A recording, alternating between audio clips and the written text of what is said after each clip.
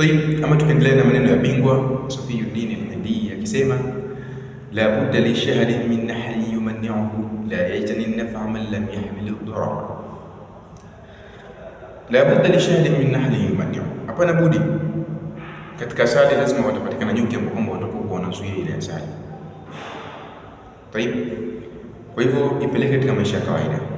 Ikiwa unapambania kitu, lazima vitapatikana vikwazo vitakavyokuzuia usifikie kile kitu kwa wepesi.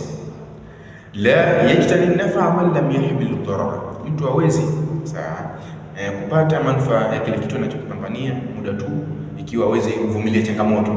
Kwa hivyo ukiwa unavumilia changamoto itakuwa ni sababu ya kupata manufaa ya kitu. Ikiwa hauwezi kuvumilia changamoto ama madhara madogo madogo yanayopatikana katika jambo lako, itakuwa ni sababu ya kutofikia yale manufaa husika.